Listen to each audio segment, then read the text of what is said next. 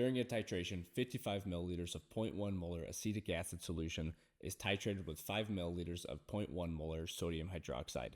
What is the pH of the resulting solution? Leave your answer in the comments if you think you know.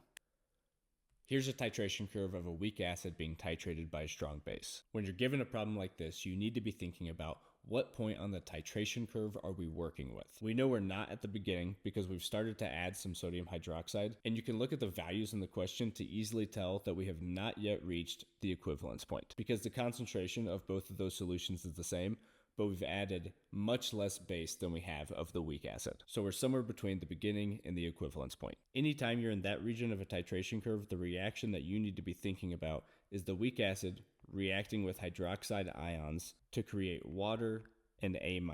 The weak acid, when it's on its own in solution, doesn't dissociate enough to create a lot of A-, but once we start adding OH-, we cause a lot of that HA to dissociate, so we end up with a significant amount of A- and a significant amount of leftover HA. And anytime you have a significant amount of a weak acid and its conjugate base, you need to be thinking Henderson-Hasselbalch equation. Now our job is just to calculate how much A- and HA we have. Like I said earlier, the HA doesn't dissociate a lot by itself because it's a weak acid.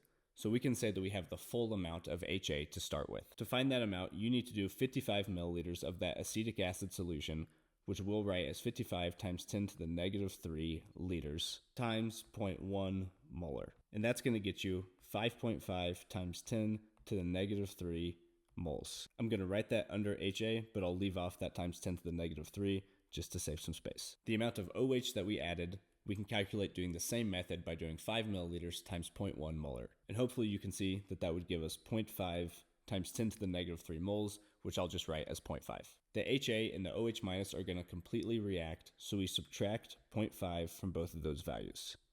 That leaves us with 5 times 10 to the negative 3 moles of the acid, no OH- left, and then for every mole of HA that reacted, we created a mole of A-. So that means we created 0.5 times 10 to the negative 3 moles of A-. Now you just need to plug in the numbers that you have for HA and A- into the Henderson-Hasselbalch equation. And you don't need to get those into molarity because this is a ratio that you're plugging them into, so it won't make any difference. So we end up with an equation that is pH equals 4.76 because that's the pKa of this acid, plus log of 0.5 times 10 to the negative 3 over 5 times 10 to the negative 3. So that's 4.76 plus log of 0.1. Log of 0.1 is negative 1, so we have 4.76 minus 1 equals 3.76. So our answer is A. If you want to learn more about